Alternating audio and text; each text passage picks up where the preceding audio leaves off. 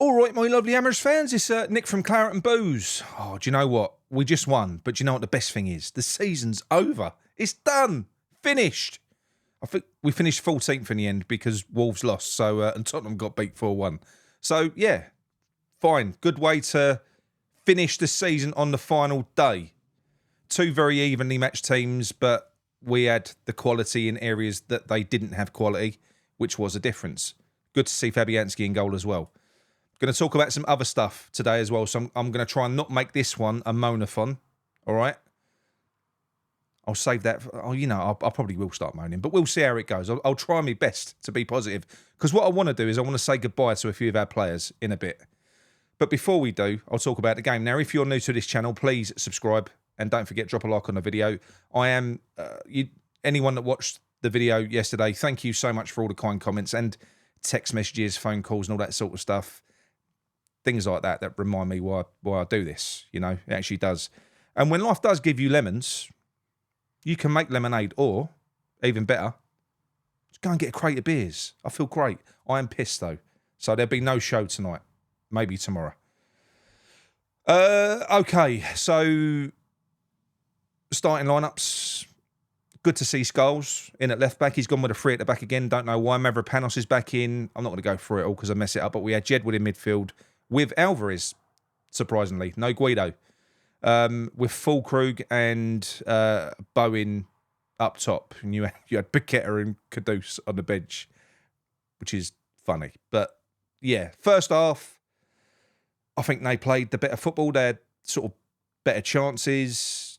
But, again, they don't have that quality. A few times when Hutchinson had, bless him, Skulls on toast. Just wrong decisions. And that's why they are where they are, Can't work out why they didn't play Delap. I'm glad they didn't. But yeah, ultimately, bit of a poor first half. We got off the mark for a bit of a gift. Quite nice. Normally it's us doing that, isn't it? Was it Malsey made a stupid pass? Bowen on it like a flash.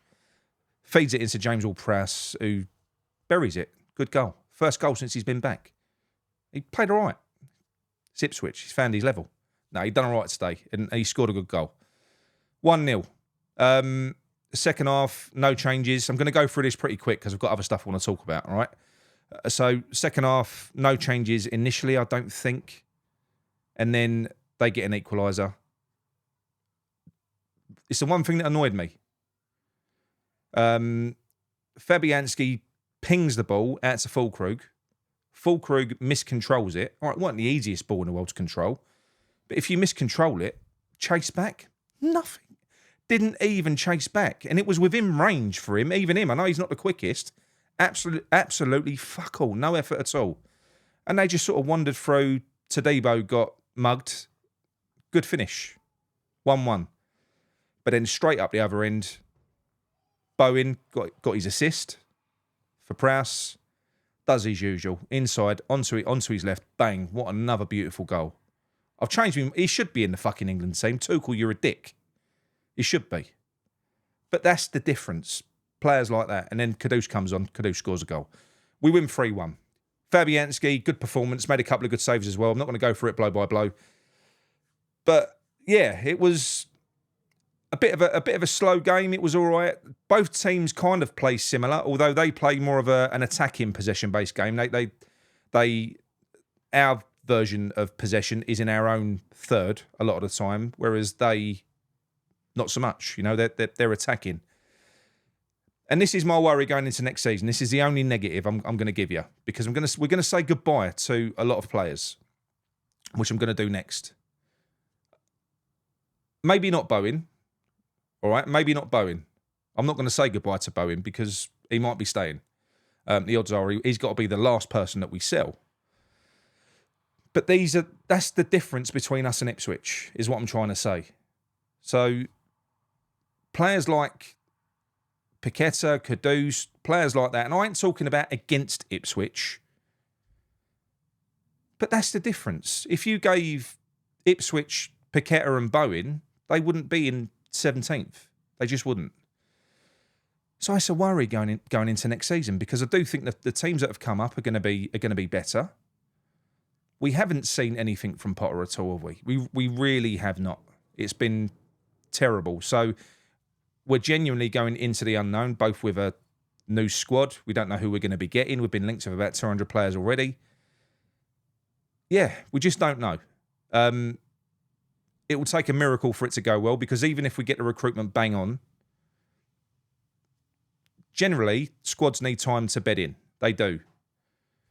So I do think that Potter is not going to last. Even if, at this point, next season, it might not be his fault. He's gonna have a whole new team and a genuine reason as to why it might go slow. But because he's been so shit with this group of players, he ain't going to get no time next year. Not with us, not with the board, not with anyone. So, yeah, barring an absolute miracle and us coming out on fire, at which point I will always be happy to hold my hands up with anything like that, because you want West Ham to win. I just can't see it. I can't see it. And if we do, it would be luck. Not for Potter, luck for Sullivan, because there's no planning going into this again. He's been lucky before. He got lucky with Moyes the second time around. So it could happen. I don't think so. Not this time. But it was sad today, because Fabianski finally got to say goodbye to the fans. Really good performance as well. Massive character. He's going. Thanks for everything you've done, Fabs. Absolute brilliant keeper. I felt a little bit emotional sort of watching it. I'm glad that Cresswell came on and you know, the crowd were singing his name. Same with Soufal.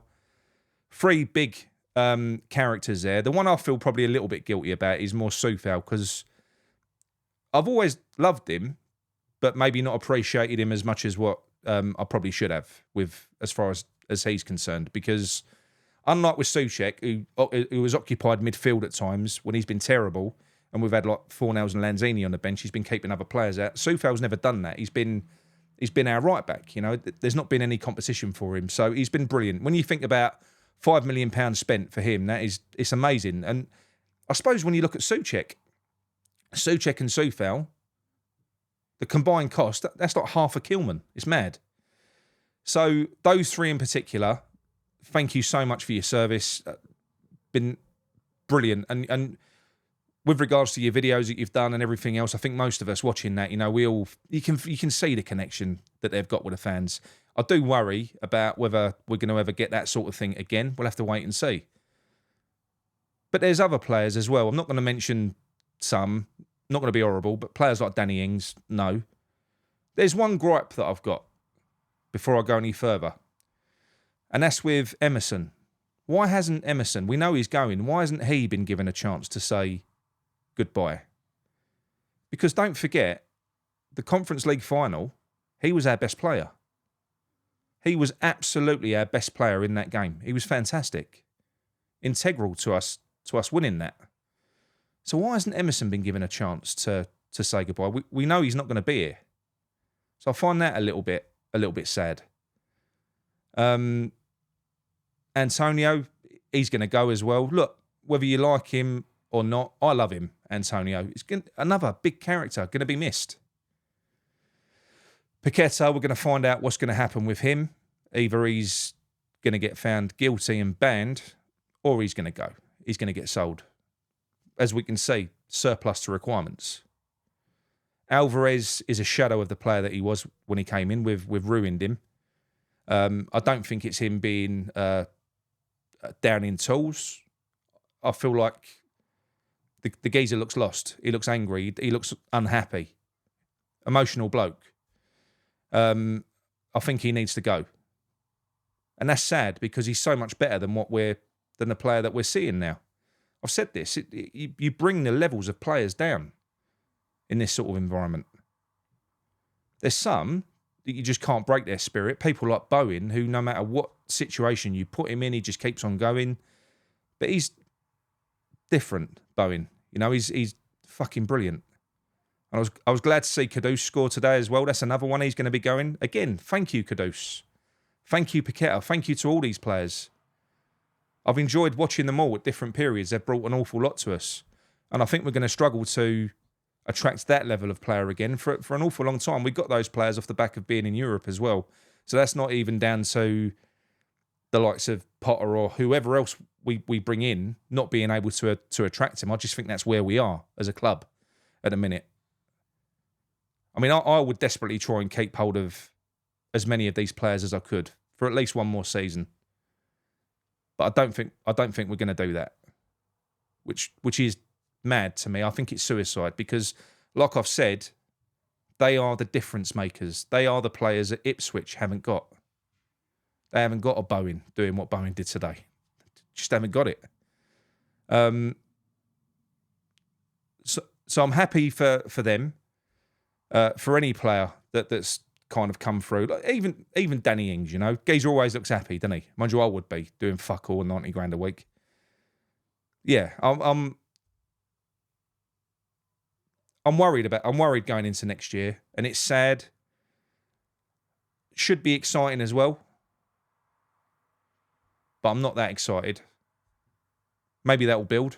I don't know. Maybe it will build, but yeah.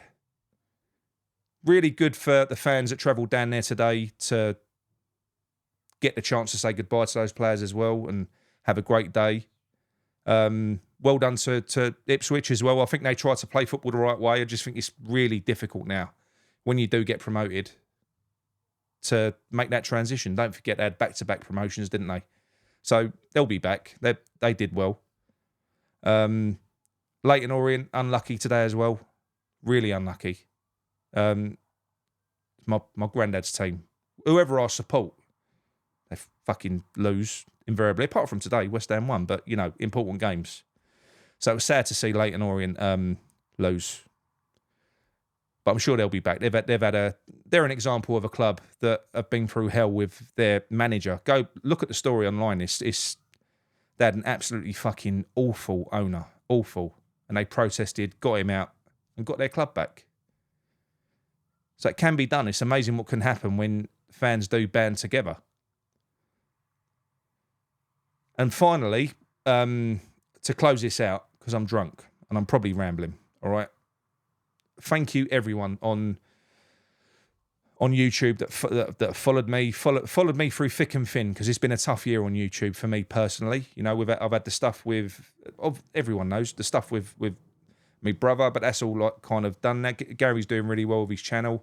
That's worked out that fine. But obviously, look, big change for me and him. I've had other trials and tribulations which were far worse than that as well. You know, life really bit me in the arse there. But thankfully, for all the bad people that you meet, because I always take people at face value, and sometimes when you do that, you get stung in life. And I really did get stung in this particular instance. But if you're cynical and you don't take people at face value, you never get to meet the good people. And I'm lucky enough to have such a solid fucking team around me now. And I don't think I'd still be doing this. And I mean this, if I didn't have Amanda, didn't have Kerry, didn't have Mickey, didn't have John. John's always there when I need him as well.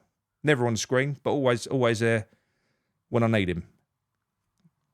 So thank you to everyone that's stuck with me. I'm back to enjoying it now, even though not enjoying the football. I had to power through it for a period, you know. Was thinking for a time, you know, this I just can't be arsed with all this. But I'm glad I've stuck to it. And like I said, times like this week when I've got you get a bit back, you get a bit of love back. That was quite nice. I sort of needed that. It did little pick me up. Everyone needs a cuddle sometimes, don't they? And I did get a cuddle this week, and I feel much better for it. And that's yeah, thank you. Everyone on the terraces, thank you very much. Everyone on the anchor point, love you. So there's been so much that we've done this year as well. You know, we obviously started up the support group. We've got a members platform, which is quite busy on there, but it's literally voluntary. There's people that just want to sort of support the channel. And to be honest, it's down to the people that are on there, which are the reason that we can afford to do the support channel. It's brilliant the way it works. And I'm looking forward to next year, whatever happens, because I'm nervous about West Ham. Very nervous. But I'm hopeful that we can get West Ham back as a community. People, get people back again. I've got loads of ideas of things that we can try and do, and I'm hoping to work with other people as well, because I don't want to own this. This is ours. This petition isn't mine. This is why I keep on saying other channels can literally pick it up, take it and run with it. This is for West Ham. I've only got a certain reach. So I'd be over the moon if somebody else picked it up. Bigger channels, different audiences, and took it as well. The more people that we can get this to, it's just another sign that we're united and we're working together.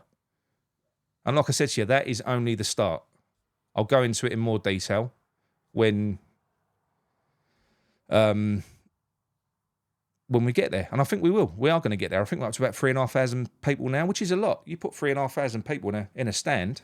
The number, you just think, 3,000 people. Visualise 3,500 people. West Ham fans. It's a lot of people. And it's going to keep on growing, that number. It is. But look, I know I'm rambling on. I'm drunk. All right? Cut me some slack. It's been a tough year. Thank you, everyone. Thank you, Amanda. Thank you, Kerry. Thank you, Mickey. Thank you, John. Thanks to the other West Ham channels that have supported me. Thanks to everyone that's I've become friends with through doing this as well, on the terraces, and people that have reached out to me. You know, thank you. Means a lot. And yeah, I'm going to go now because I'm getting all soppy and emotional, and I don't know why, because I was happy before I started recording.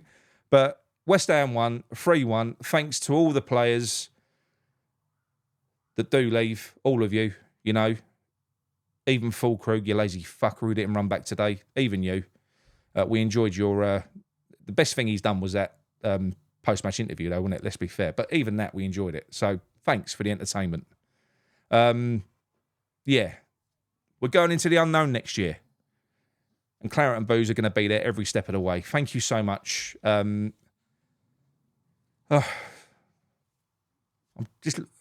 so pissed.